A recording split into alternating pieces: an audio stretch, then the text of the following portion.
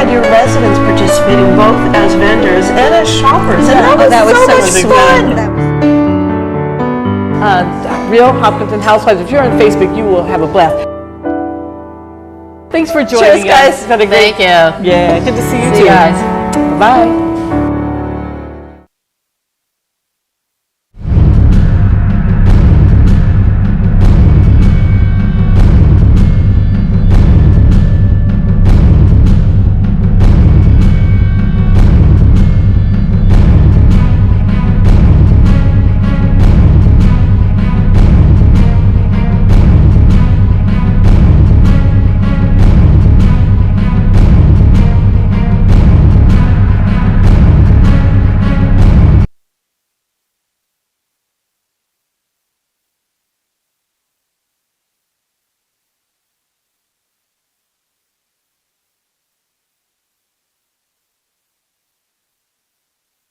HCAM programming is supported by viewers like you. Thank you. And by Angels Garden Center, growing in Hopkinton since 1957. And by Hopkinton Drug, an integrative pharmacy and community partner since 1954, providing customized compounded medication in their on-site lab, nutritional supplements, and a knowledgeable staff. Hopkinton Drug, believing food, exercise, and community, along with an integrative approach to medicine, can help you achieve your wellness goals. You're watching HCAM TV, and for more Hopkinton, visit HCAM Ed.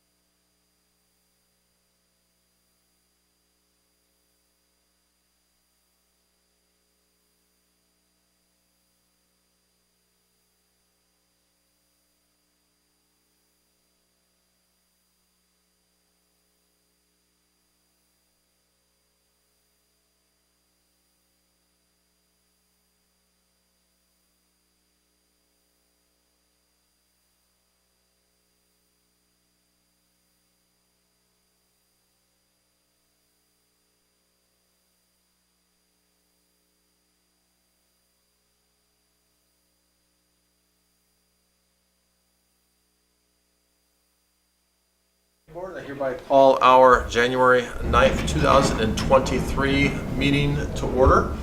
Nice to see everyone face to face, and I know this is a little change of pace, so bear with us as we work through live proceedings. I know for me, I miss having my two big monitors right in front of me that I can toggle back and forth and keep track of everything, but you know, I think it's still always nice to see folks, and thank you all for making an effort to be here.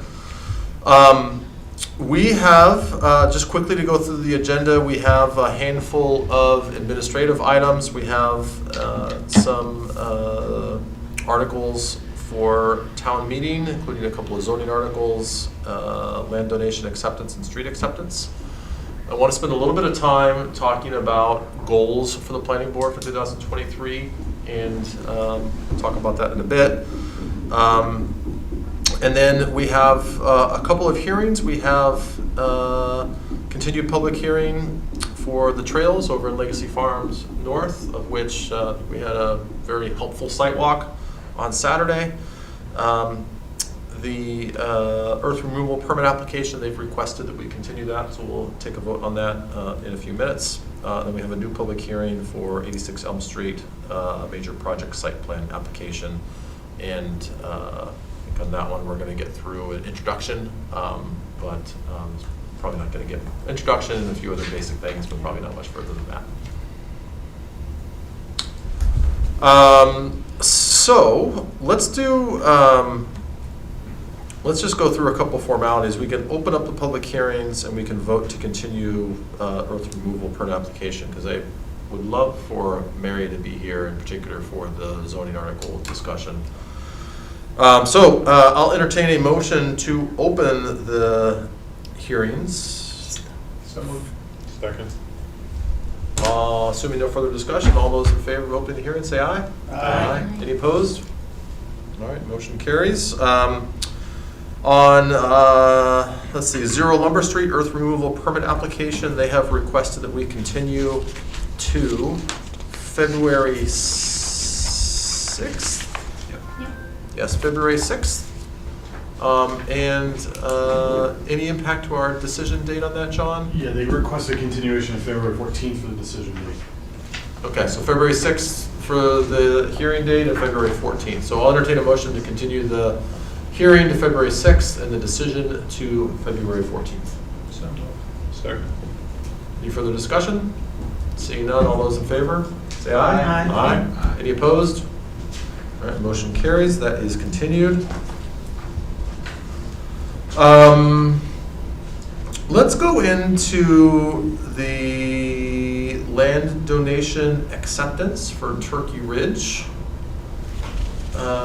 John, do you want to just quickly explain to us why the land donation acceptance is before us and what action we need to take tonight? So for all of these articles, under A of item 1, these are just to add them to the warrant. So don't really have to discuss them, don't really have to figure out how you're going to vote on them for a recommendation, just you're voting to add them to the warrant. So Turkey Ridge had requested a continuation, an extension of the time to donate. And the planning board approved that because they were trying to figure out all the logistics to get it on for town meeting for the last town meeting. Couldn't do it in time. Now they're going to get it on for this town meeting. So we've drafted a standard land acceptance warrant article. And so you just need to vote to add it to the warrant. Okay, so will we come back at a later point in time and discuss the details, the language in said proposed warrant? Yes, you're going to have a hearing before the Yes. actual meeting. Okay, Yeah. just making sure everyone's all clear on that. Any questions or discussion on this? Seeing none, I will entertain let's see, what's the right language here? I will entertain a motion to add an article for land donation acceptance at Turkey Ridge to the annual town meeting 2023. So moved. Second. Any further discussion? All those in favor say aye. Aye. Any opposed? Motion carries. Mr. Chairman, if I may, to that point, you talked about a hearing on the land donation. John, when would that occur? Obviously, it has to occur before town meeting. Would that be February, March timeframe? We'll figure it out. It doesn't have to be certain. It has to be at least 6 months, within 6 months of town meeting. So we're already within that 6 month period. So anytime between now and the town meeting. I mean, it literally could be the day before town meeting. And it'll be the same with all these other Yep. items as well? Yeah. Perfect. Just Yeah, we'll probably end up doing it sometime in February or March. Is there any reason to go through these individually? No. Unless somebody does not want to add one to the warrant. Okay. I'm gonna look really quickly and sort of, this is what's great about in person, is you can engage the room a little bit. I'll tell you what, just to keep things clean, let's do the street acceptance one, and then we'll do the zoning articles together. Also considering that neither of our applicants are here, and they would like to involve Mary and. Oh, Lisa's here, she's on Zoom. Yes, right. Thank you, Great. Reese. Sorry. That's okay. All Just get the inside in. right, street acceptance. Fox Hollow Road over off of Pond. Is that still Pond at that point? Yep. So this one's kind of a mess. I don't know if I've updated you guys on this one. The developer has essentially abandoned the property. It's almost fully complete. There's like $5,000 worth of work left, so really not much. Except the problem is the way that the deeds were written, all of the properties go to the center line of the street, so there's no separate parcel for the street itself. So the owners have engaged an attorney to sort all that out. We are basically just adding the standard language for street acceptance to the warrant, and then they're going to present the street acceptance plans to the town manager's office. And then they'll go through the whole process for that. And then there'll be a hearing from the planning board, inspection, and all that kind of stuff. So they're going through the town manager's office, but So usually we do street acceptances through the select board, but we're doing it through the planning board for this one, just because it can also go through the planning board. Planning board can sponsor the article. And so we're just, I guess, doing it this way for this one. any reason to not do it through the select board since that's what we normally do? No, it doesn't really matter. Either the select board or the planning board can sponsor the article, and Elaine and I were talking, and this one is just coming up before the planning Okay. board. And just out of curiosity, is there still a bond on that? We do have money. I don't know, when we do the final inspection, we'll have to see how much work is left. And then the homeowners can either do it, or we can try and claim the bond within the town law paperwork. Okay. So currently, if I may, please share. So currently, is it treated as a private road, and the residents there has to plow it and plow it? The acceptance has to then turn over to the town. Which was what was intended. Okay. It's just, it was messed up when they wrote the deeds, when the developer wrote the deeds. Any other questions or comments? All right, seeing none, I will entertain a motion to add an article to the town meeting warrant for annual town meeting 2023 for street acceptance of Fox Hollow Road. So moved. Second. So be no further discussion. All those in favor, vote by saying aye. Aye. Any opposed? All right, motion carries. ZAC articles. So we have 3 of them before us. Inclusionary zoning, electric vehicle parking, and rooftop solar exemption from site plan. Elise, Yes. I apologize to put you on the spot here. I don't, to the point earlier, we don't need to have a lot of in-depth discussion, but I think planning board members probably interested. Would you be able to just quickly walk through the intent and purpose of each of those zoning articles? Sure. Trying to find everything on here. And actually, the other option, if you want, is, sorry, I apologize to be on the spot. That's okay. Hi, Mary. Hello. Sorry. John could probably talk through them too, and maybe we'll just have you do a quick summary, and then if you and or Mary have any additional thoughts to add. This is really more educational in nature. Let me pull them up. Yeah, looking through here to see if Okay. Ready? So the inclusionary zoning is really just an amendment to the existing flexible community development bylaw. Currently, the way that the flexible community development bylaw is set up, the applicant has to come for a special permit before the planning board because there's a feature within the bylaw that allows them to get a density bonus. And when you have a density bonus associated with affordable housing, usually it's a special permit process. That it wouldn't be allowed under MBTA communities. So if we were to pass MBTA communities, it would not be required to include any affordable housing. So we thought that would be an issue. So what we're doing, and nobody uses the bonus anyway. We don't think anyone has used it since it's been put in place. So what we're doing is changing the inclusionary bylaw as it stands to remove the special permit process, so it's all by right and all required, and then change the calculation for when affordable comes into play. So before it was every 10th unit would have to get an affordable unit, and we saw a lot of 8 and 9 unit subdivisions. This would change it to 5 units, and then it's a percentage, or no, 5 units is it starts at 5 units, and then it's a percentage of the total units for affordable.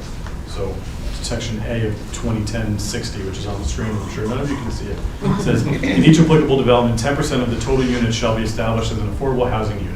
Where fractional units are the result, the number of affordable units shall be rounded to the nearest whole number. So as an example, in development of 12 units, 1 affordable unit shall be created. In development of 17 units, 2 affordable units shall be created, and so on. So that changes how we did it before. It used to be at every 10th unit, you'd get a new affordable.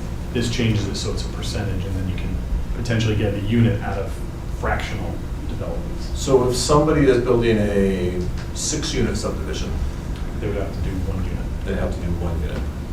And if they were going to donate money in lieu of that 1 unit, then it would still be the full value of 1 unit? So that's the other change, is the only time the special permit comes into play is for a payment in lieu or location offsite. And that gives the planning board the authority to say, yes, you can do a payment in lieu, or you can do a unit offsite. However, the planning board has to make a finding. Let me find what that finding is.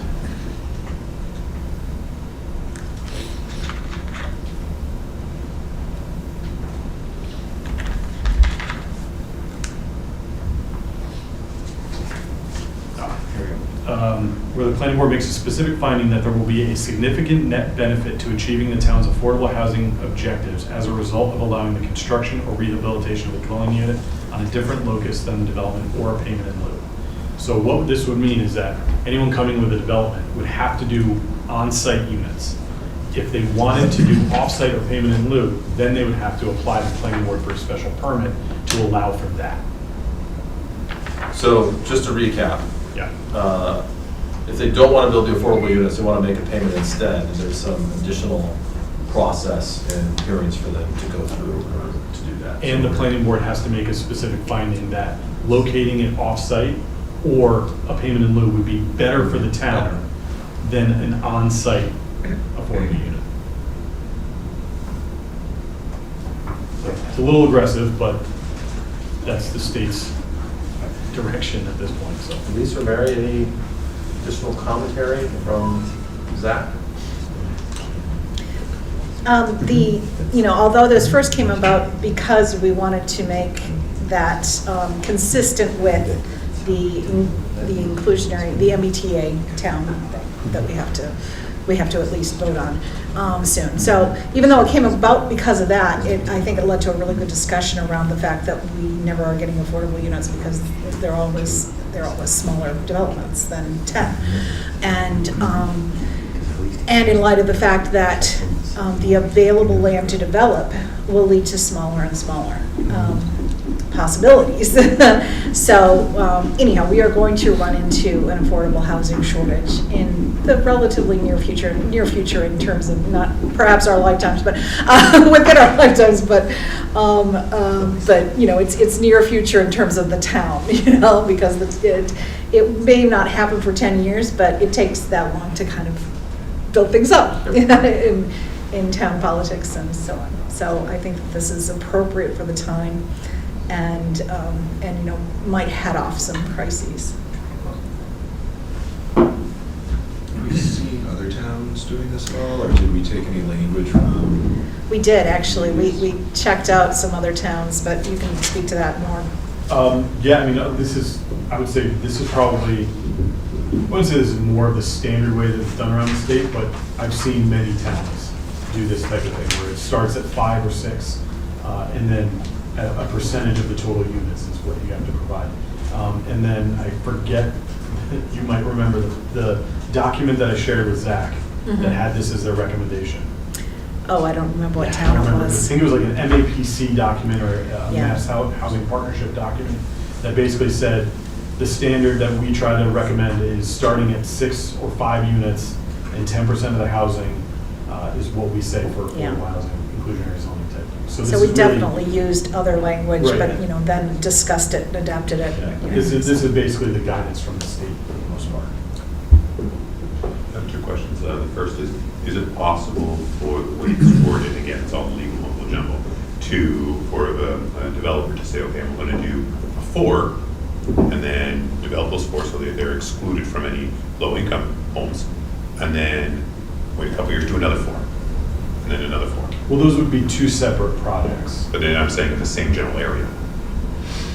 Yeah, but they're still 2 separate projects. Okay, so that is a possibility. So that is a possibility. Okay. Yeah. The second question I have is, in the fact that this has been done in other cities, has any analysis been done to see if this hinders development of new developments? Or does that, there's no effect in the growth of the population and stuff like that? I don't know in terms of population. I don't believe it hinders the growth of development. This was, so in that report, and I'll try and find it and send it out, they went into detail about how you start at 5 or 6 because that makes it financially feasible for developers to include that extra unit. If you go below 5, it comes into a gray area where developers might not be able to financially afford an affordable unit with the rest of the development. And that's why they recommend starting at 5 or 6. Yes. That was one of the discussions we had in Zach.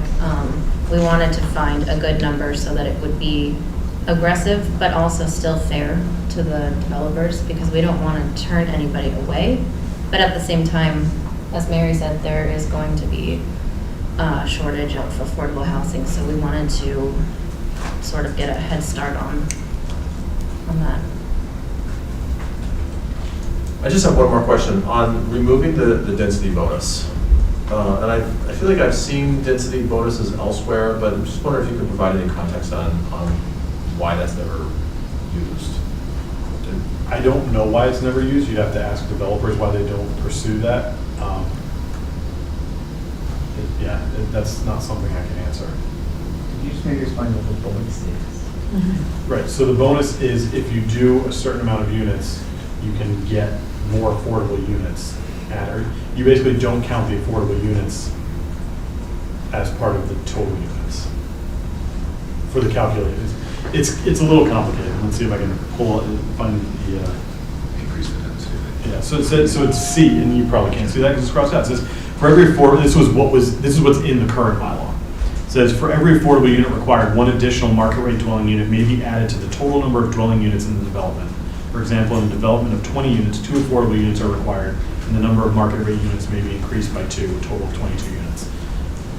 Basically, we had developers doing 8, 9 units, not required to do an affordable unit. You have Chamberlain Wayland that did 32 units originally, and they were approved for 2 units, but they weren't going to do 30 if they had to do, right? They weren't going to, if they didn't have to do affordable, it's not like they were going to do 30, they were going to do 32 no matter what. And then they were approved for off-site payments. So they didn't use it anyway, right? So it's, yeah. But the benefit of the density bonus is that they can actually add additional units. They could. In, if they're meeting their affordability clause. So it's meant as another reason to build affordable. Right, but to Mary's point, developable land in Hopkinton is getting scarce. So you're not going to see these 40-unit developments for the most part. You're certainly not going to see Legacy Farm anytime soon.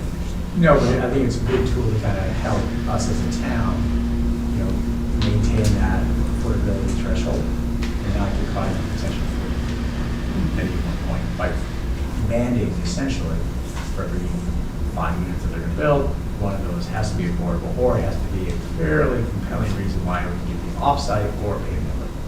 I like it. And to that point, I think we have 5 units in here. There was talk on Zach of making it 6 units. So we wanted to just bring that to the planning board to see if you guys decided 6 units as a starting point would be better than 5 units. We can change it. We have time. We can talk about it during the hearing. But that's something to think about. Would it have to go back to Zach? All right, I think we've got a good taste for what this is. It's going to be before us again. I will entertain a motion to add an article to annual town meeting 2023 to update our inclusionary zoning bylaw. So no further discussion. All those in favor signify by saying aye. Aye. Any opposed? Motion carries. Electric vehicle parking. So this is an entirely new bylaw. This is not changing. There is marked out version in the folder, but that's just to show the iterations that came before Zach. So the first iteration, and then they changed it, which includes the changes. This is a clean one that's on the screen right now, which you can't see. The people at home can. So basically, this is requiring any project that has to go for site plan review because of parking lot alteration or creation needs to provide EV parking. And there's two ways that they can provide EV parking. Either EV SE installed parking spaces, which means the charging stations are installed at the site, or EV ready spaces, which means all the infrastructure is installed, the charging stations are not. So there's a formula that calculates how many spaces have to be EV SE or EV ready. The developer would have the choice of doing one or the other, or a mix of both. And we think the EV ready spaces allow for developers to not spend a ton of money on charging stations if they don't need to, but still provide the opportunity should that demand come in at a later time and not have to rip up their parking lot again to install the infrastructure.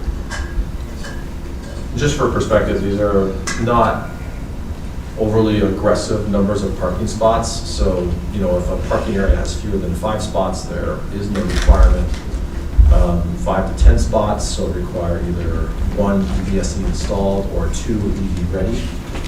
And then parking areas with 11 more spots shall provide 10% EV SE installed or 20% EV ready.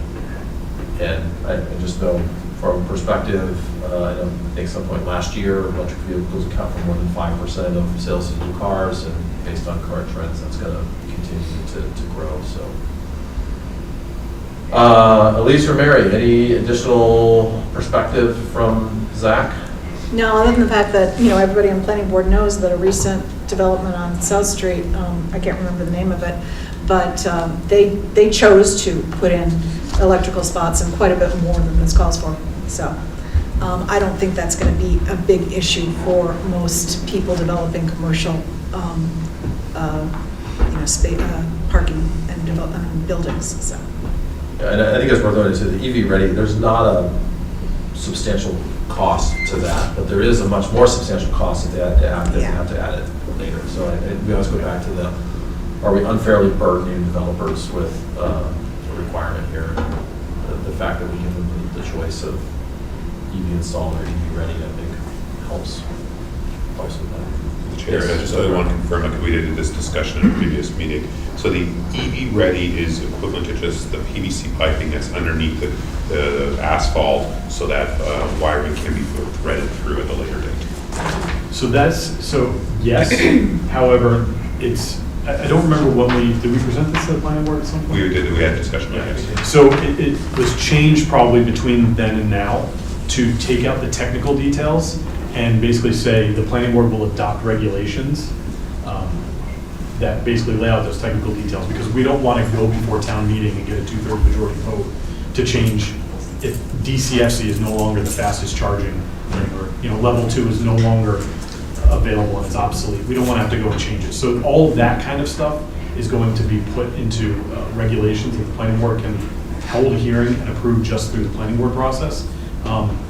We do define EV ready spaces, but it only really says the infrastructure. So where I'm going with this is, for those of you who may be familiar about the stretch code, on January 1st, a new stretch code got implemented, and whoever adopted the stretch code automatically went into the new stretch code. And that includes EV-ready parking spaces on certain developments. And I believe that includes the copper wiring in the infrastructure. So we can look into it a little bit further and see what the infrastructure will contain, if it just contains a PVC pipe or if it contains the copper needed to run out to there. But that's something the planning board can decide whether it will include. Because one is, again, I have no idea cost, but obviously once you're putting additional material in copper pipes, you are increasing costs. Copper wiring. The copper wiring. I have no idea what the financial burden is for any developer, and I don't want to make it too onerous. So do we have any idea of the cost of having something EV ready? We can look into that and have something ready for the hearing. That's all I ask, because I feel remiss if I'm like, okay, we're expecting so much.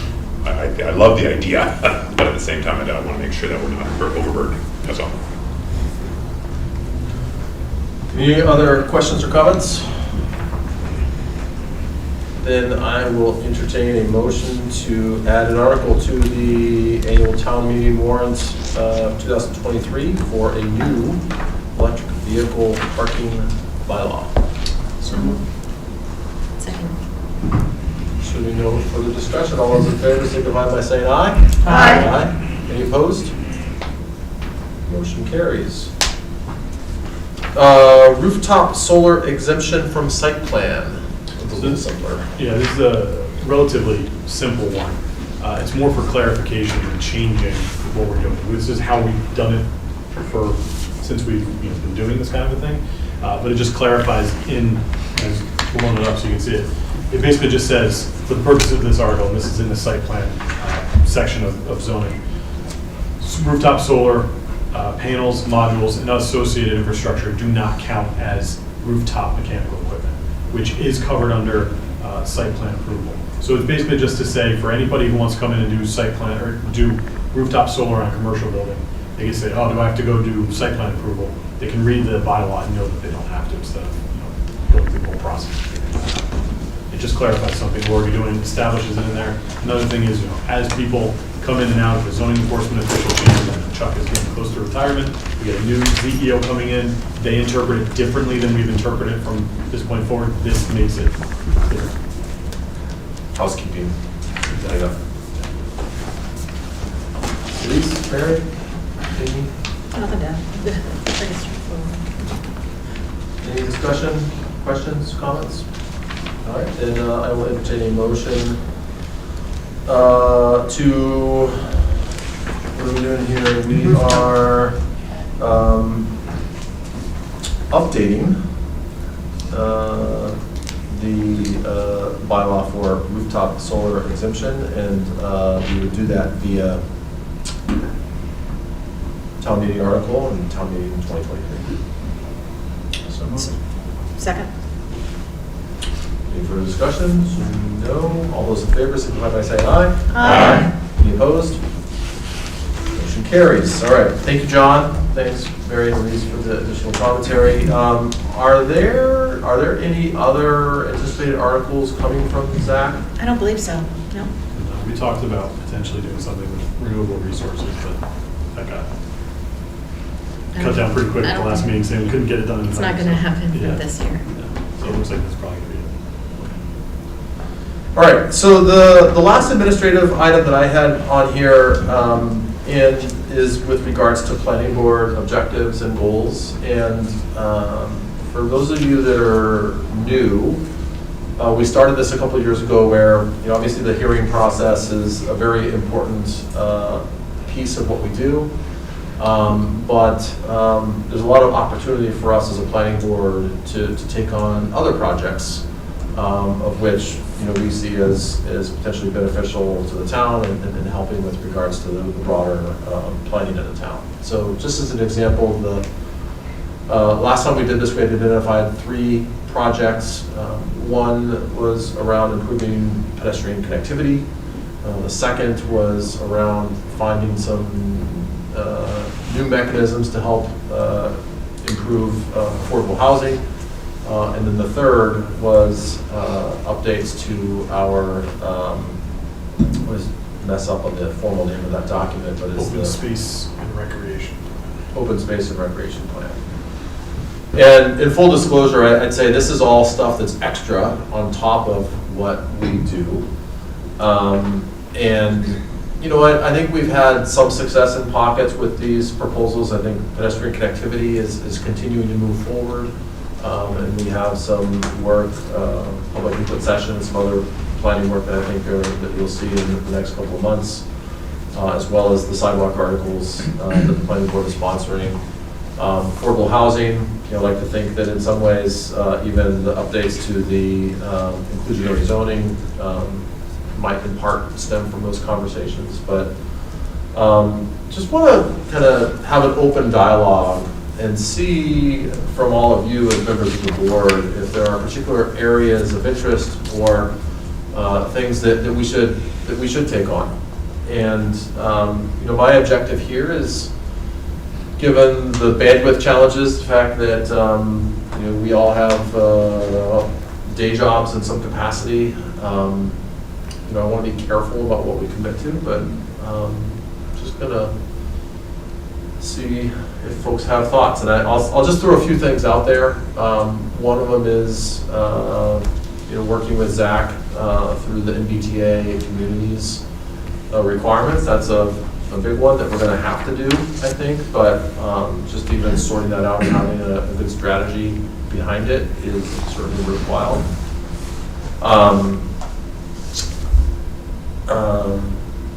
Yes, Mary. I'm speaking with no official authority from Zach, but I would see some of those more challenging things that Zach is working on, that having even joint sessions with planning board during the whole process would be helpful, because we could, you know, get new ideas into the process of Zach and then go back and work on it some more and things like that. So not so much just a presentation on, oh, this is what we've done so far and this is where we are, but an actual working session. But on a plus side, that's also during one of our normal planning board sessions, like a portion of that, half an hour or something like that. So it's not going to take up a lot of extra time on an extra day for all of us. So, which in general, I found to be difficult to do. Because all of us have at least one additional committee in addition to planning board, and then putting our subcommittees on top of that, we didn't get as much done, mostly because of bandwidth, I felt, in my subcommittee. So. Yeah. Yes, Ron. One thing I've been thinking about for the last few meetings we've had is sometimes things are brought for us to propose an amendment to some kind of site plan. And it's almost like it's after the fact, and you know the work has already been done and stuff like this. And it's, you know, like I'm thinking like the solar farm that we had, something like things were done, and it was oh, now what are we going to do? Go back on it. And my thoughts is perhaps we can think about streamlining some of the proposed amendments so that any developer wishing to use best practices to change something does not have to go through the whole formal request for every little nuance. And I think that we're putting almost too many barriers for development for things that when something is being worked upon and they know that it needs to be done to make it cleaner and crisper, that knowing that, okay, we're gonna have to go to the planning board for every little nuance, I think that is why sometimes we see things after the fact, because we're putting too many hurdles in front of them. So if we could develop a more streamlined system for the little best practices, nuances, that obviously would involve beta, but instead of every single thing coming to the board, I think we are putting a system in place where it's almost like, hey, let's just do it, and then 2 months later come forward to the board. And, oh, sorry, we didn't ask at the time. And I think that is an underlining issue that goes on. So I'd like to look into if we could to streamline certain aspects of proposed amendments to site plans. Okay. Just a thought. Yeah. I think, I don't know, John, if you have any initial reactions or thoughts to that. So I guess in certain situations, you can have a determination by the zoning enforcement official that the changes are de minimis, which means that they're so small that they don't really impact the approval that was granted. Another way that could be done at a larger scale is we could write something into the zoning bylaw that allows the planning board to give authority to the principal planner and the zoning enforcement official to make changes on their behalf as they see fit, and then really kind of give a list of what those changes can include. So say like planning board gives the authority to the principal planner or the zoning enforcement official or both to make changes to the planting plan as proposed, or small additional structures such as fences and blah, blah, blah, blah, blah, blah, and like enumerate all those things so it's crystal clear what the planning board wants to keep control over and what they... Yeah, I think that's like, I'm just thinking like our site off we recently had, there was discussion whether it's retaining wall or natural slope. And so those little things, once the development is underway, should we have to, okay, yes, we agree on that one.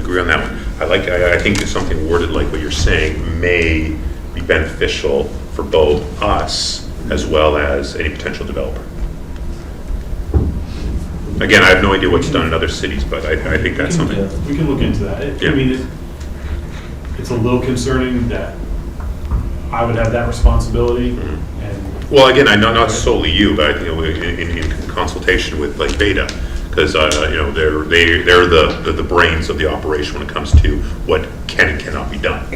And I think if certain things could be streamlined, I think basically we are putting a barrier that potentially developers go, well, let's ask after the fact. I'm not saying that's happening, but I could see that is something that could be perceived that way. So I'd argue it is happening, and we know. Again, I'm not saying. But I'd also argue that my argument would be that's where we want to see the diligence in the original plans that are put together. Mm-hmm. And my concern is that in a lot of cases,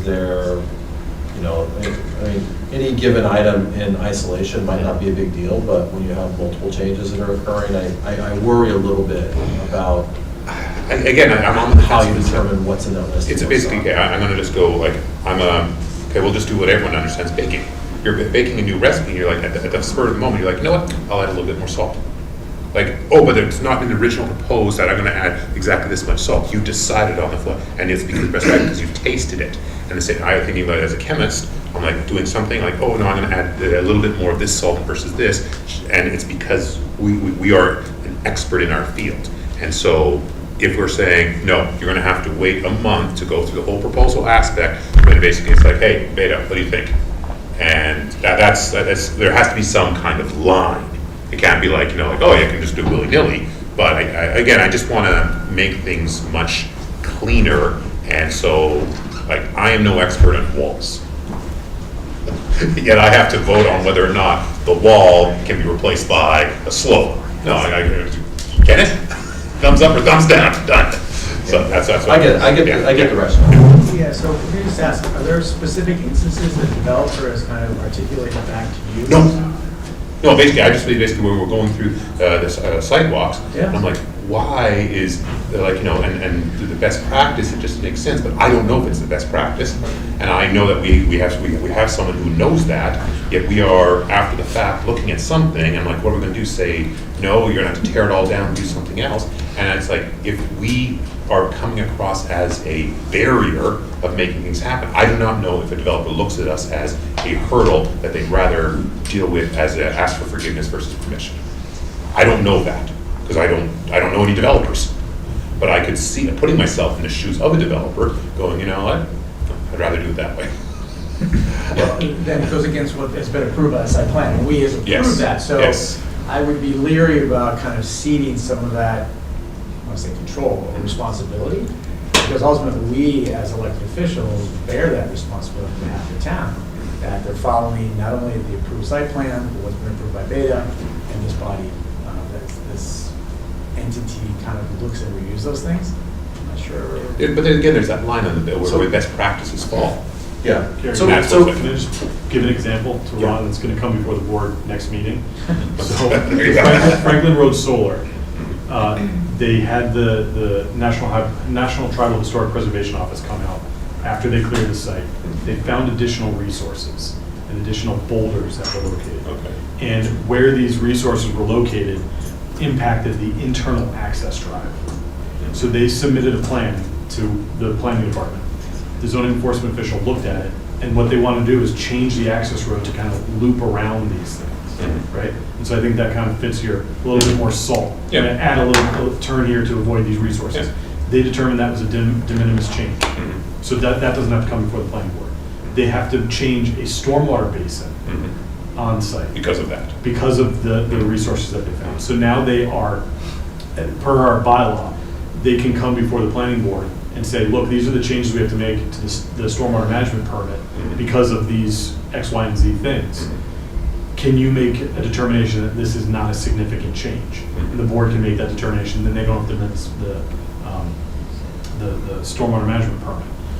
I guess what we could do is a similar process for special permits and site plan. They can make a request to the planning board to make a determination on significant change or insignificant change. Then it doesn't have to be held as a hearing, it doesn't have to be notified, it doesn't have to do all that whole stuff.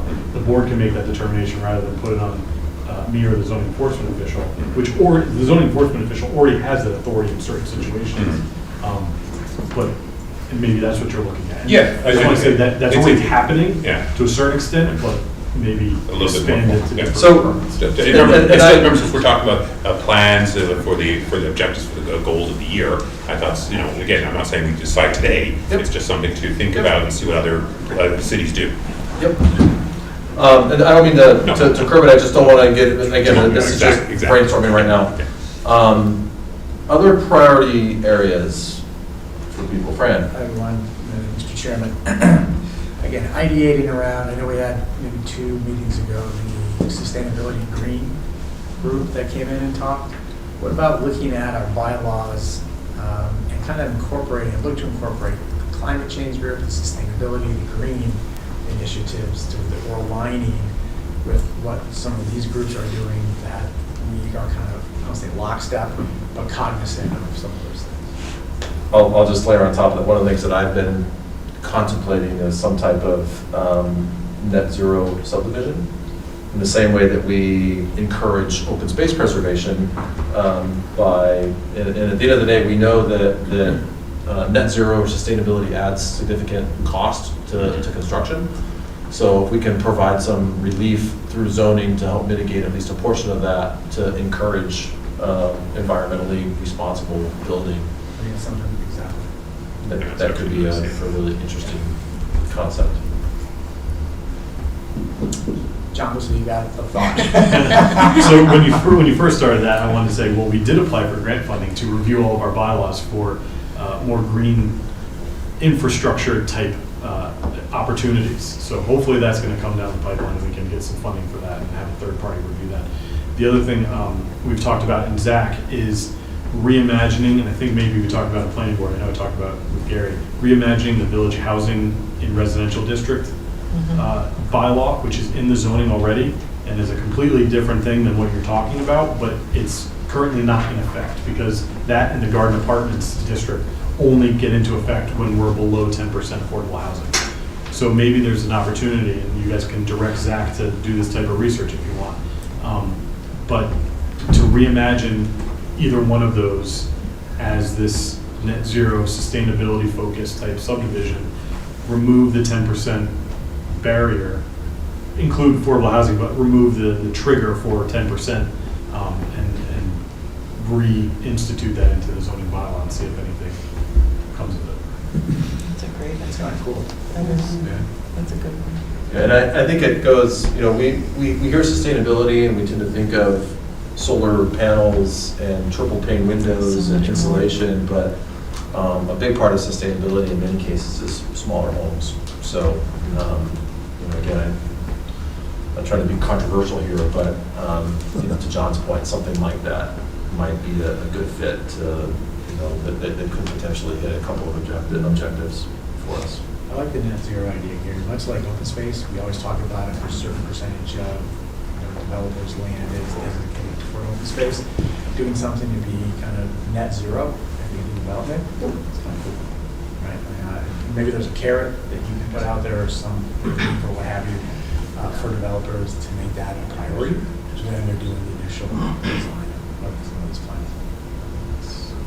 John, just on that last point, do you know of any other towns that are doing some of those type of things? Is there anybody out there kind of leading the? So we talked about this when we were looking at the subdivision regs. You've got the Riverwalk and Concord. You've got a couple others that are not necessarily net zero, but they are focused on these smaller scale subdivisions in terms of like housing size and making them more community friendly and sustainable in a sense. I don't know if they go to the level of, all the buildings have to be LEED certifiable kind of thing, but that's somewhere we can go. So it's definitely something to think about, and I can certainly do some research. I'm sure other states have that. I don't know of any in Massachusetts. That doesn't mean they don't exist. And I think it's worth noting too. I mean, net zero is hard to get Yeah. to and is expensive, so that may not even be realistic, but it might just be It's a a, beacon. you know, sustainable neighborhood, or, you know, I know we hear from the Sustainability Committee, net zero by 2045. I wouldn't be surprised if there's some grants that are available to offset some costs, statewide and federal-wide. But just not want now, the there's probably gonna be developers- more. Yes, Mary? Can I remind everyone to not sit back when they're speaking, but to Oh. sit a Speak little into bit the mic. forward and speak into the mic? It's just, I think for the room as well as for the audience, you know, Yeah, I'm going to. yeah. Good reminder, thank you, Mary. You're welcome. It's been a while since we were Yeah. No, we have an earpiece, so we can go all over the place. But, you know, I always feel like when I'm on a video, I just inherently talk louder, Yeah. because I feel like I need to talk loudly to the screen and in person. Dial it back a little bit. Jane, you had your hand raised. Did you have? Well, along the same thread that John and Fran were talking about, and also you, if we could incorporate some specific guidelines, maybe it's in net zero, but geothermal for housing, that would be really interesting. I know the school committee is talking about that for the new schools. Yeah. But to reach zero by 2045, there may be some other instances that we could encourage folks to think about. Yeah, it's interesting. I don't know I mean, the state already gives a pretty big rebate for geothermal. I'm trying to think of from a zoning perspective, Yeah, I'm not sure. if there's other things we could do. One of those carrots that Fran that was mentioning, Yeah. that if we mention some of these things, if you do this, maybe the town could offset on something else. Other thoughts? Ideas? Mary's got a lot. She's got a No, lot. no. And I will say, I think a lot of this comes back to Zach Planning Board partnership. You know, they really, this is their domain if we start talking about bylaw updates and whatnot. So I think that a lot of this stuff is likely going to be working very closely with Zach. So, through the chair, I just want to say that, you know, when I first started on planning board, we spent all of our time on reviewing site plans and so on, improving. So we had no time to think about anything else. And it has changed a lot in the last 5 years. And so I think it really opens up a possibility to kind of change the dynamic of the zoning changes and things like that. And as everyone has pointed out in their ideas, there's an interaction between zoning and things that are outside of zoning but kind of affect things. So it's, you know, that's where zoning runs into kind of roadblocks where they say, well, you know, our purview is zoning only, and we have to kind of pass on that particular topic. But that's where I think by having some more interaction throughout the year with planning board and jointly working on things, we can make more happen in the big picture. Through the chair, to that point, I think it's, again, not that we can control or do everything, but keeping an ear to the ground on what's happening at Center School and also with the Elmwood development. So potentially Elmwood could go up to the Behind Marathon and we could have a campus up there. And then what happens with Center School if it becomes admin, retail, park, how that shapes the town for the future generations. And, you know, not that we have a say in what stores or retail goes in there or anything, but just the idea of it. And I think that's really important for the scope of what the town will look like. So, Yeah. But I think with a partnership with the ZAC, I think it's a really good idea. Just, you know, I know people are happy to do presentations about where it's been in town hall and it's kind of stalled technically right now, but I think that's really important for us to be aware of. Center School is definitely high on my list, and it's, but to your point, you know, are there considerations that the planning board should be making that could alter what happens with that site? Yeah, and if we're even, I agree, like, if we're allowed to, are we allowed to have comment on it? I think we probably are allowed to have comment on it, but also listening to our neighbors and friends, what they're thinking too. We don't want a 50-story high-rise, which I'm sure can't get approved, John, but, something like that, or is it just gonna be a park and then only one person uses it a day? And, so there has to be a prototype. So I think it's very important for us to keep an eye on that. Because that whole downtown now, if really you have a upper campus of where all the schools are, I mean, you really have a 2 square mile area that's just, could be great, could flop, it's, and all the businesses are there, can all thrive, so I think there's a lot kind of riding on that area in the next 10 years. Community swimming pool. Community swimming pool. So, keep our ear to the ground on it, I think is our point, not so much that we have to. Well, and on that note, I mean, one of the things that we hear a lot of people in the community talk about is, and we see this ongoing now, but, revitalized downtown. And, again, it's a little premature for this year, I think, but, are there other zoning modifications that we should consider that could help the town meet the objectives of what they're looking downtown to be?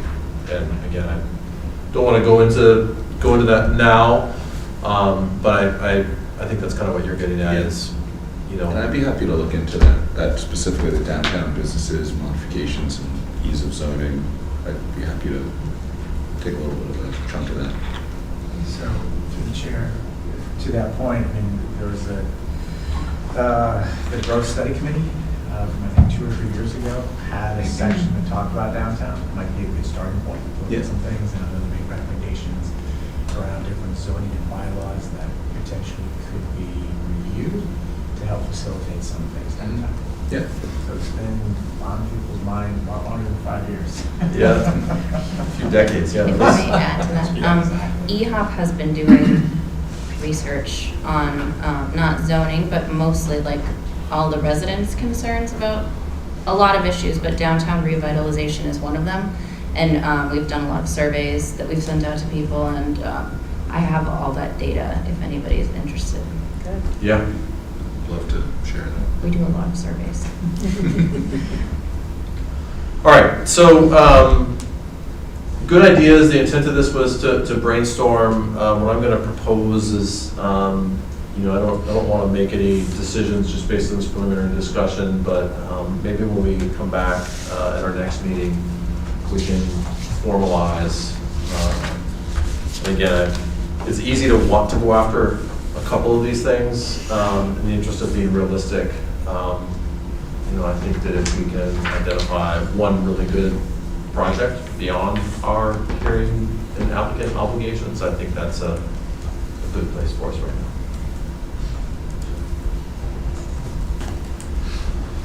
Okay. Next up on our agenda is the trails. So, Peter, if you want to take a seat at the table there. Thank you.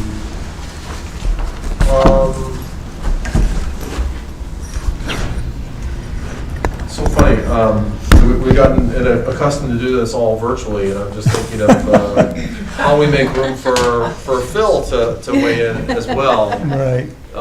We'll just have to kind of take turns as we go through this, but. Through the chair, sit over. That's true. Do you want to sit up front, Bill? Did you want to sit up front? Sit next to Up Steph. there, they want to know. Sit next to I Steph. think you've been elevated. Phil, come sit next to Steph. He got a raise. He'll be in your next paycheck. So, good evening.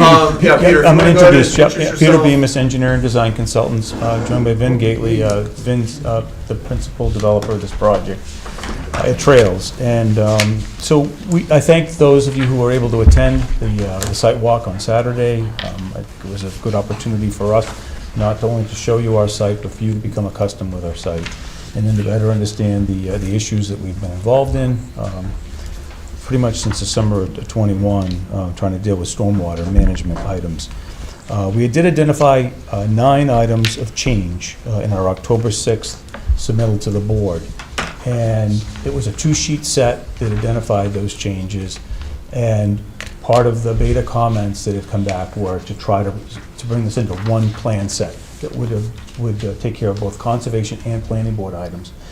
So what I have for you today, or tonight, is basically just outline briefly a 4-sheet set, because we're basically taking those conservation items and the planning board items and bringing them into one plan set. When we were at Peter, just to sort of, I just want to, before you go into too much detail there. I wasn't going to go into any detail. Okay, all right. Because I don't think it's good, because Beta still has to do a review. Okay, I was going to that's keep, exactly where I was I'm gonna going to get to stay is- at 20,000 feet and not go any lower. Yeah, and that's kind of where I just want to take a moment and sort of set Okay. expectations for what we're looking to achieve Okay. tonight, because to your point, we haven't been through, Beta hasn't had a Agreed. chance to work through all this, and as you guys know, our preference is really to have the applicants work with Beta and flush most of this stuff out, except for the things that you need the planning board to weigh in on. Correct. So, so I guess my question for you, and I guess what I think is most helpful for us tonight is an update from our last meeting, which maybe that's where you were going, but how has your proposed amendments, how have those changed? Correct. Since the last meeting? And then is there anything else that you want to get through or get out of Continue tonight? to your next meeting, was the first thing, just to lead into. I was going to say, I expect to continue tonight's meeting. We do expect to try to get our documents to Beta end of this week. That's our goal, so that they would have the week to review, so we could be back on to a 2-week cycle. So that was what I was going to look forward to, Great. was a 2-week continuation, if your agenda would allow it. As an overview, we did discuss the sidewalk at the site. We did say that we would observe your traditional grass plot between the edge of pavement and the sidewalk, with the only change being that the sidewalk was shown on our clubhouse side of the road. We do have a sidewalk there, I did show you that at the site, but the goal would bring the project sidewalk to, it would be the southwest side of our entrance road, getting it away from the clubhouse, so that there'd be more area for pedestrians to be away from the building. It would improve sight distance, and then we would be looking to your DPW director, John Westerling, to approve where the crosswalk would go, because we want to actually have a striped crosswalk in Legacy Farm Road. So those would be the 2 areas of quote-unquote change, because the other plans didn't even contemplate a crosswalk. So we do know that we're going to need one.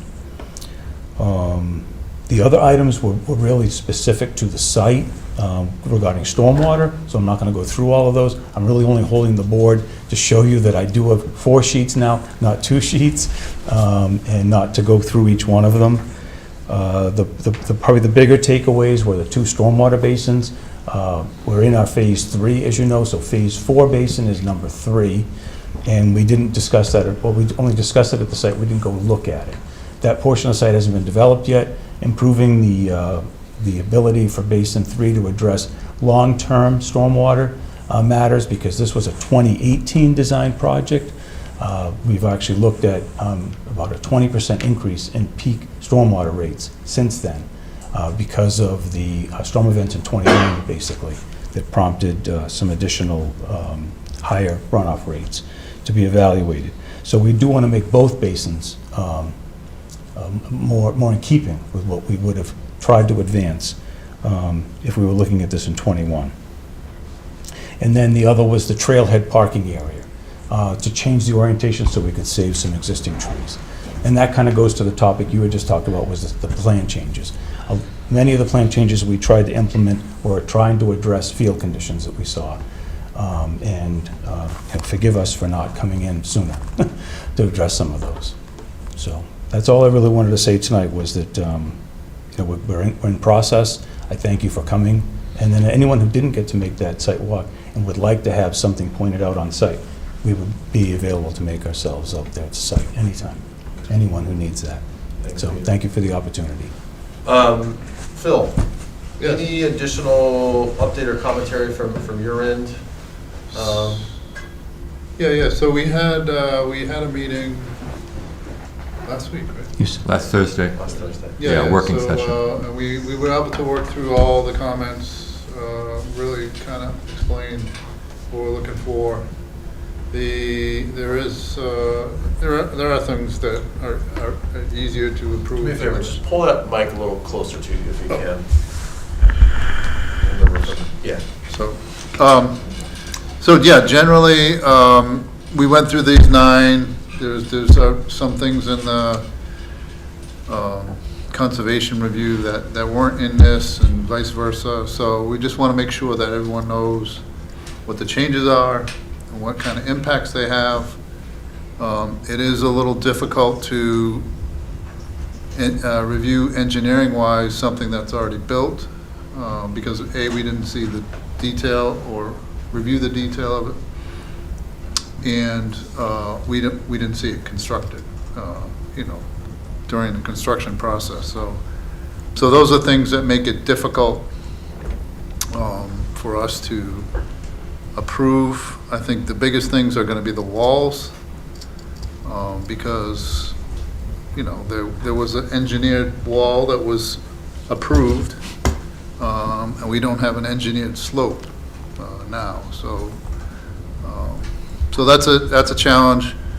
The relocation of the parking area is not a huge change. The interior wall with a grass slope, that actually looks pretty nice. Just got to make sure that the plans, they relocated the landscaping, so that change needs to be reflected and through the set. So there's little things like that we would prefer. So there's been some challenges with Basin 1, and last time we were out there it was full of water. Obviously the site is still in construction and et cetera. We would prefer not to have that basin increased, but some other opportunities for potential infiltration somewhere else to reduce the load going to that basin in case it does fail or whatever. Just becomes an issue with Ashland. So there's things like that we've asked their team to look at. So. Okay. So they're going to have updated submission for you at the end of this week. How much time do you need? I mean, I guess I'm just getting back to when we continue this too. And if we continue this meeting to February 6th, is that sufficient time, or should we push this out? February? I know. I mean, February there's 6th. there's going to be likely some back and forth just because the complexity of what. Sorry, I just want to what make sure. we're asking for. I realize it's only January 9th, January 23rd. January 23rd or February 6th? I think it'd be safer than 6th, just because, but, I mean, we could see where they're at next week or 2 weeks from now. But. Yeah. Okay. And like I said, my hope is that if you guys are aligned on what the appropriate action is, and particularly on the stormwater stuff, because none of us are stormwater experts here. I think we all saw the retention basins full. I recognize that it's during construction. There's a lot of reasons that Peter explained on the site walk as to why that is, but we want to make sure that long term this site is managing that stormwater the way it's intended to, and obviously with minimal impact to the neighborhood and the surrounding community. So I know you know that, but I just I want to give you guys time to work through all this and make sure that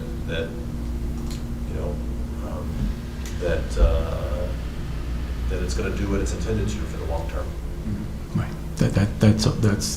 That's required. Yeah. Not just the That's how we construction see it. phase, but Well, long term. But Mr. Gately's a resident here, so then he has to address his homeowners. So believe me, that's our goal. I was going to say, Mr. Chairman, if we can go to 2 weeks, if we're not ready, we'll just continue. I mean, it's a fairly easy process. If we're not on the agenda, we can't be here. If you put us on the agenda and we can be here, we will. Otherwise, we will continue. All right, fair enough then. So on that note, I'll entertain a motion to continue this hearing to January 23rd, 2023, and the decision. Do we need to extend the decision as well? We do not. No, I believe the decision is 90 days after the close of the hearing, but let me. Thank you, John. Yeah, it is. So moved. Second. All right, any further discussion? Seeing none, all those in favor of continuing the hearing, signify by saying aye. Aye. Any opposed? Thank you very much. Great, thank you. See you guys in a couple of weeks. Yeah, Phil, you're staying. All right, let me get my button.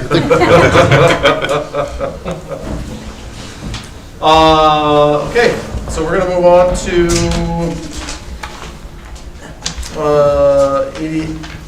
86 Elm Street. I should start wearing my glasses, so if you guys wanna come on up to the table and bring more chairs if need be. Is this the right side for the TV?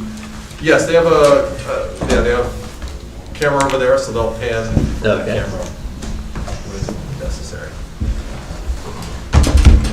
Good evening, welcome. Thank you. Good evening. What we'll do, I think what probably makes sense tonight is to get through the project overview and the opening comments. And I know that, again, you and Beta are still working through the initial review. So, I don't think we need to get into too much details on that yet, but at least if we get through the overview, we get through the initial comments from town staff, and then I suspect we're going to want to schedule a site walk because we do like site walks. Fantastic. We can do that, yes. So if you want to introduce yourself and walk us through the project overview, that'd be a great place to start. Absolutely. Mark Allen with Allen Engineering Associates, civil engineer, land surveyor. We have Nick and Spence Schlotsky here, the owners of the parcel in question. And we are basically looking to increase the number or add another building to the existing parcel that's located at 86 Elm Street, Elmwood Park. I'll just kind of briefly go through our proposal, and then what I'd like to do is, because we've already had one letter from Phil and Beta, there's a couple of high-level items I think we need your input on, kind of give us, but a lot of it will just be back and forth with Phil and the Beta staff. So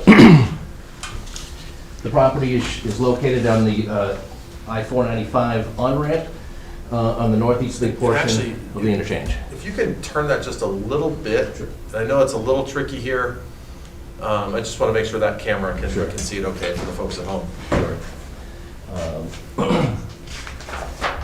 So the existing parcel is about 7 acres of land, highlighted in red, and it has 5 existing buildings on it today.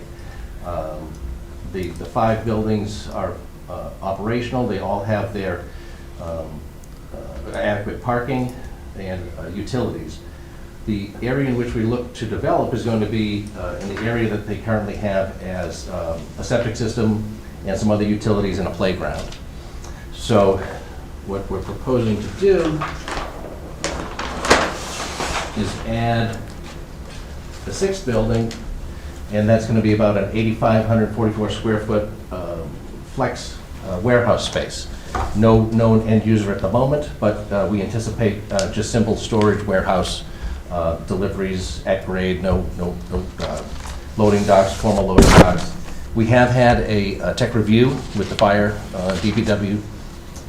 What came of that tech review was additional access around a corner of the building and some various snow storage and locations of different utilities.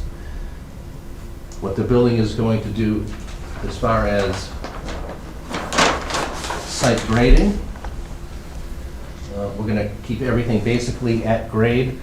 We're going to also take our building and the building that's known as Putnam Pipe, and we're going to have gravity feeds into an on-site sewer pump station that'll pump the sewer up to the beginning of the line in Elm Street. All of the roof drainage and the new parking lot drainage are going to be channeled into the on-site drainage basin with an overflow spillway in this location. What we're intending to do is keep everything under the 1 acre threshold for the local stormwater bylaw. We were right at that razor's edge. I think Phil pointed it out in his review. That's one of our bullet items to hit today. We will be shrinking this envelope up so that it is definitely below the 1 acre, and we'll provide exhibits to show, even with the trenching that's going to be required out to the sewer manhole, any utility connections and disconnections. We'll have a detailed perimeter that'll be less than 1 acre of disturbance. We were right on the edge, so we just needed to tighten it up a little bit. As far as parking is concerned, that's another one of our sort of questions here for you guys tonight. The parking, as shown, has 11 parking spaces. It is in conformance with the 1 space per 800 square feet, which has recently been changed in the zoning table at town meeting. I think Phil had brought up the previous number. It was somewhere in the 20s or low 30s. We just wanted to make sure that the board recognizes that this is in compliance with the new table and only requires 11 spaces. It's a lot more eco-friendly, if you will, to not have all that asphalt. So those 11 spaces with the loading areas, again, if the loading areas are part of the final architectural plan, they will be at grade. There won't be any loading bays. The facility is not going to be any manufacturing or industrial that's going to generate any chemicals on site. I think that was another question raised. As far as the LUPL is concerned, they're not going to be generating anything that is going to be hazardous material. It's going to be more storage and warehousing space. A couple of the other big ticket items we'd like to talk with you tonight is, one is a note that we got from the Board of Health. I don't know if you saw it in your packet, but they indicated that there was a neighboring spill that we should be aware of and that the contractor should be aware of. So we reached out to the Board of Health directly. Nick spoke with the Board of Health, and we need to do a little bit more follow-up at the Board of Health and with DEP, as we just didn't get enough information before tonight's hearing to kind of put your minds at ease. Apparently there was a spill, a historic spill, nothing recent, but something that was historically noted, maybe not fully documented at DEP, but we just need to chase that down. So if in the event that any excavation occurs in our build-out, we want to make sure that the necessary parties that may have contaminated any soil are part of the process. We hope that that's not the case, but we certainly will chase that rabbit down the hole.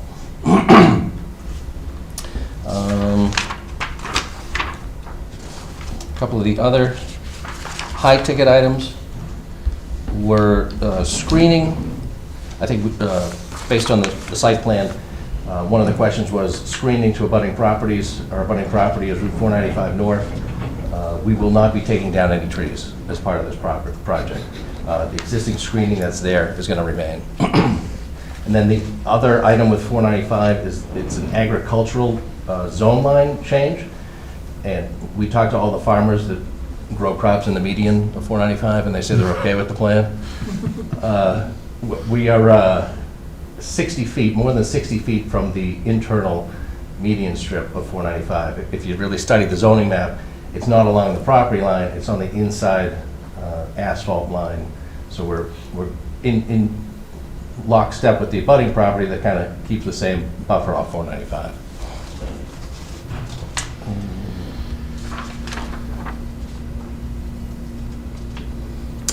We did speak with DPW about the sewer connection. We will rerun it by them in the sewer department just to make sure that they're okay with the connection.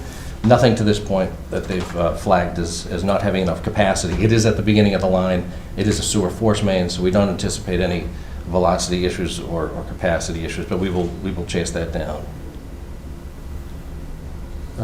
As far as the vehicle turning movements, we also spoke with the fire chief and the fire department as part of our tech review. That's where this additional 20-foot strip along this side of the building they had asked for. So they were pleased after we added that strip to the turning movements for the fire department. One of the other items is with any commercial, industrial, retail development that you put a sidewalk on the street. I know it's on the bylaw, but we're going to be asking for a waiver from that. I just want to make sure, maybe the board may want to just kind of chime in, but due to the fact that we're off of a driveway off of Atwood Drive, Elm Street sidewalk addition, I don't think would be beneficial to this site development. So we're going to be looking for a waiver from that requirement.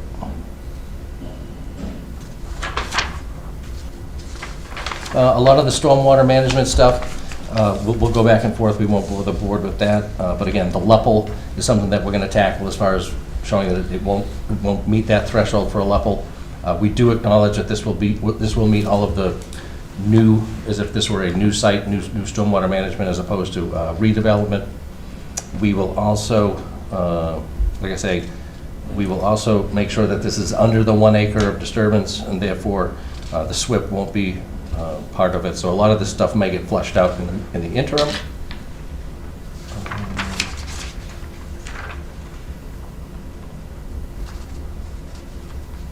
I think that's the nuts and the bolts, unless Nick may have anything else to add. No, I think it's good to keep it really high level for you guys. There's still a lot of stuff to go back and forth with Beta and Phil on. A lot of it was around making sure that we were below that acre threshold. We're going to make sure that you guys feel really comfortable with the exhibit, that it is well below that everything is fully documented, that we've taken everything into account. And then therefore that eliminates at least a portion of some of the comments which were related to that threshold. So that kind of pares down the 9-page document you guys have. But those are the big ticket items that we wanted to make sure that we presented in conjunction with an introduction to you guys. Do you have any elevations you can? We had supplied some photographic documentation of similar buildings. Again, since they don't have an end user per se, they don't have architectural plans in the queue. So we did provide some photographic documentation of similar steel frame buildings. In the pre-planning meeting and working with John and his office, basic recommendation was, what do you believe the highest and best use for that building will be based on this site plan? What we're asking and what we anticipate is that the building will likely be very similar to the buildings that are there. So you can see, 2 stories in its exterior elevation. It will be 1 story, so clear span, but somewhere between 20 and 24 feet. The uses that are in the park right now span from office use to, we have Atlantis Stone, which is a stone countertop company, ServPro, Under Pressure, Mark Mercer, who I'm sure a lot of you are familiar with. So those types of businesses, no heavy manufacturing.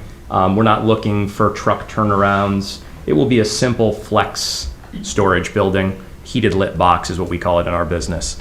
So nothing out of the ordinary. The reason we don't have elevations yet is we think there may be an opportunity at some point when we lease the building for someone to come to us and say, hey, we'd like 2 overhead doors here and 1 man door here, or what have you. And we kind of wanted to take those pieces into account. So our flexibility really is not around hoping that it's 4 stories. It's more about some of those little nuances of what a specific tenant might ask for. And so that's why we're going for simple site plan review instead of submitting also elevations to you guys. If at some point this gets to a point where everyone's happy and we decide that there's a process by which once we do have a user, we come back to you guys, I'm happy to go that route. But at this point, there's no lease signed, so I figured I didn't want to waste your guys' time submitting something that we weren't sure about at this point. Right. Let's just go quickly through the staff reports that we have to date, and then we'll take some questions, discussion from the group, and then we can like to just hear Phil's thoughts on where things stand and how we progress from here.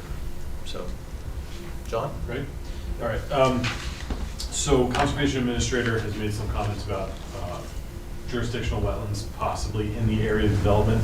So that's something you may want to take a look at and just confirm that there's nothing there. You're not going to be in jurisdiction of Concom. Sure. Because you don't want to have to do that after you get approved by the planning board. And they already addressed the comments from the health director, so those are going to be fleshed out a little bit more. I had a comment that Beta hasn't had a chance to, or they reviewed, but they haven't had a chance to get a response. So we're waiting on that to include Beta's comments. 2 things that did come up in this presentation. You haven't requested a sidewalk waiver, so we're going to need that in writing. Yes. Yes. So just, you can submit a letter. Absolutely. A quick letter that just says requesting waiver from that. Any other waivers, please include in that, just so we have everything documented. Yep. If you plan on doing any other kind of waivers. And then this is going to have to get design review board approval, or not approval, but recommendations, since it's a site plan. So you may want to have some example, aside from the one that's on the screen right now, example elevations as to what it could include, colors, materials, that kind of thing, so that they can weigh in and give a recommendation to the planning board. Do we set that hearing up, or is that something that they? That's something I would set up. Okay. The next meeting is tomorrow, so it's Okay. too late to get on the agenda for that. It's going to be in February at some point in time, and the planning board can always, approve it if they decide to approve it. Subject to Sure. recommendation of the design report. Okay, that sounds reasonable. Yep. All right, thanks, John. Yeah, I just have a simple question. So earlier, and I was actually Google Earthing it, so you mentioned about the removal of a playground.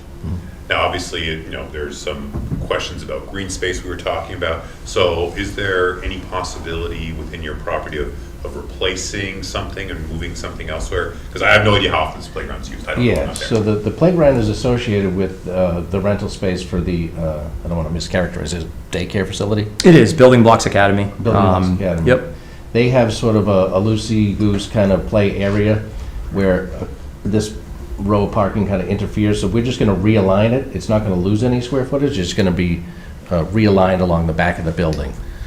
Whereas now it's just kind of scattered, a play set here, a swing set there. And will there be a fence separating? Yes. Okay, because I don't want the kids running. Yes. Okay. It will be vastly improved, Yeah. is the kind of more detailed answer. So the prior owners had an agreement, look, there's nothing out here, feel free to use it. What we've done to make sure that everyone felt happy is, as part of everyone's lease renegotiation and extension, was to make sure that they felt confident that we were going to improve the space. So there's all sorts of improvements within the fenced-in area that are being discussed between the tenant and my brother and myself. But in addition to that, the evergreen screens that you'll see in the more detailed plans on top of this nice new fence, I think are actually going to be a vast improvement to what you'll see if you're in the park, if you're on 495 and the leaves have fallen, what have you. It should be a vast improvement in terms of what's back there, and the staff, the tenants, and the students are all excited about that. So, thank you very much. Yep. Barry? So on the existing plan, I'm just wondering what's in this spot now.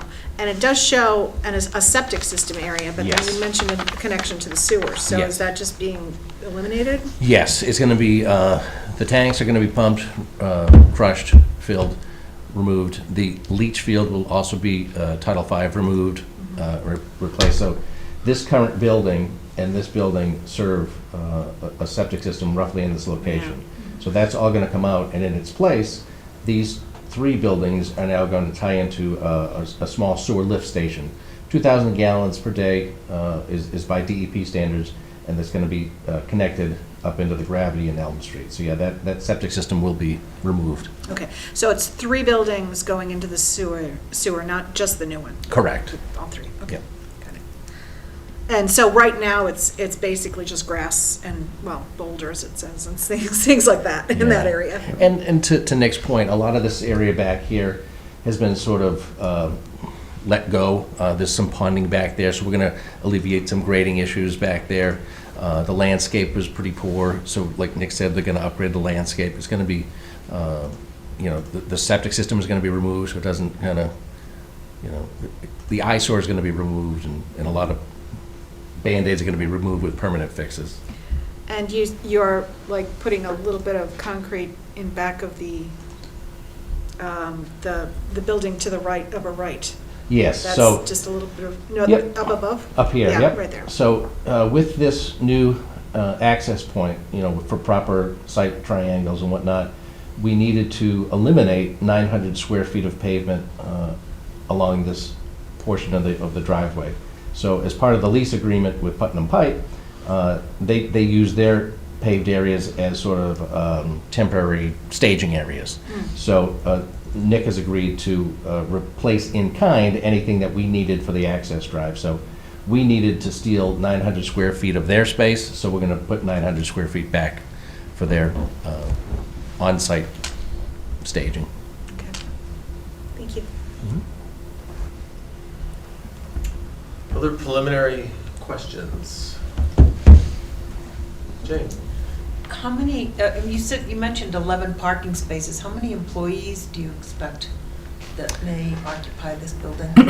Again, if it's one tenant, there'll be a certain number of employees. If they split it up into 2 or 3 tenants, it might be, 3 or 4 employees. So we don't anticipate any more than 2 or 3 per tenant, would be my guess. But again, until we know that end user, we don't know exactly the number of employees. But this new parking number reflects the new zoning bylaw. It's not something we just threw a dart at. Okay, thank you.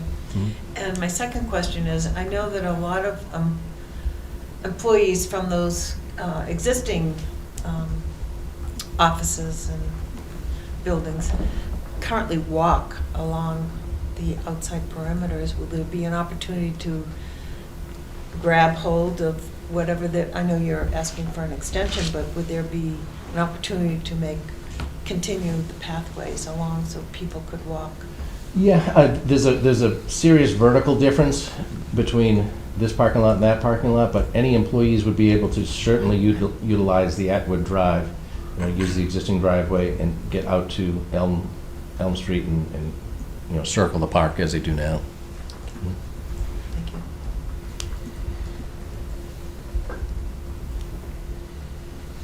As far as the jurisdictional wetland areas John had mentioned, we did identify one area that was out of our, the 100-foot buffer zone.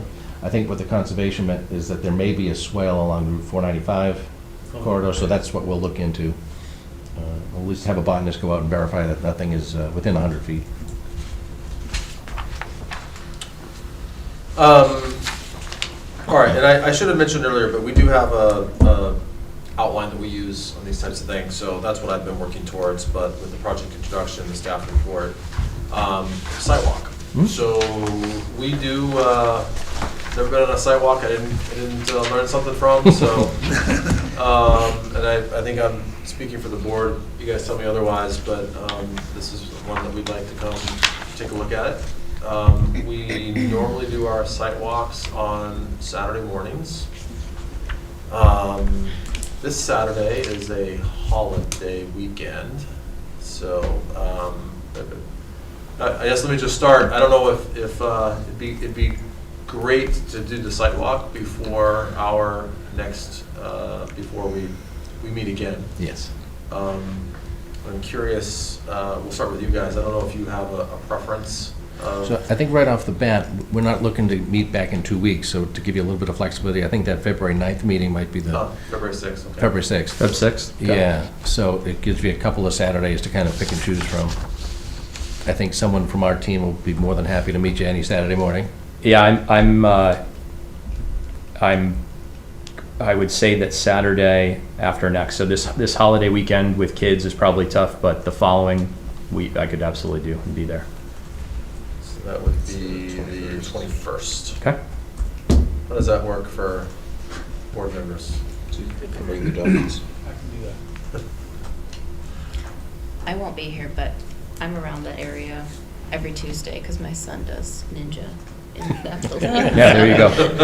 I should so mention I'm very familiar with the Good, area. good. I should mention my brother and I are both local. We live in town. Our office is on Grove Street, so it isn't a problem for us. If there's an afternoon or an evening that works better, happy to do that as well.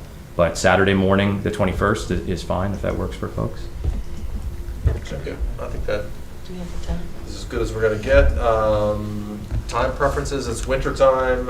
You guys know I'm always earlier the better, but. 9? That'll work. What's that? 9? 9 o'clock, okay. All right. What's the And- address? Meeting point? Yeah, where should we park at? Yep. So why don't we plan to park right in front of, what's that, 88C, Spence? Yeah. 88C, which is the Surge Ninja and Building Blocks Academy space. There's plenty of parking right there, and we can park and then walk to the back. So it's called 88C Elm Street? Yeah, if you put in Building Blocks Academy, it'll take you right there. Okay. Yep. Yep. All right, and did you guys have anything else? I know you were going through some of the open items from Beta. Were there anything else that you were looking for preliminary board input or discussion on? I don't think so. I think we hit them all. Kind of the biggies were the oil spill contamination, the parking numbers at 11 versus 26, under an acre in earthwork. I think those are the biggies. Okay. As far as the tech review goes, or the design review committee, is that something that you'll shout out? We don't need it till, before February 6th? Do they meet every week, every other week? How does They that? meet once a month. Once a month. So it'll be after, usually it's the second Tuesday Okay. of the month, third Tuesday of the month. Okay. Yeah, maybe if we iron everything out before the 6th, or at the 6th, maybe it'll be conditioned.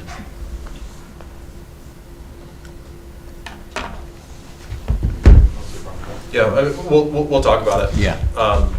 Yeah. I'm just Yeah, I hoping to think, squeeze it in before the 6th, A but. situation like this, it's also a little tricky because you don't have Yeah. final drawing plans or Yeah. final building plans. But, you know, I think anytime we're building something new, we rightfully want to make it look pleasant and nice, as you guys do. I mean, you guys own the site, you've got to find a tenant, and the reality is that that's going to be more important for you guys than it probably is for us. But all right, any other questions? Oh, we're gonna, sorry, Phil. Sit up here and they didn't throw you out. Yeah, I know. See, I'm looking over there and I'm saying, oh, I guess we're good. Phil, just from a process update, so you guys are mid-review with them. Any particular key components of that you think that we as a planning board should be keeping a particularly close eye on? I think Mark had addressed the things that may change the plan. So we will go and obviously reevaluate that and correct as needed. But and generally, it's just the information that's required for these kind of plans and stuff. So you know, it's a typical information exchange that needs to happen. So Okay, great. And if there's no further comments, then I guess we can, I'll entertain a motion to continue this hearing to February 6, 2023. So moved. Second. Assuming no further discussion, all those in favor signify by saying aye. Aye. Any opposed? All right, meeting is continued. We will see you on the 21st. 21st, look forward to it. Thank you, everyone, appreciate it. Thanks, guys, appreciate the overview. All right, so I know that, well, that's what we've got for tonight. So on that note, I will entertain a motion to adjourn. So moved. Second. Motion second, any further discussion? Seeing none, all those in favor of adjourning signify by saying aye. Aye. Any opposed? Thank you all, have a good night.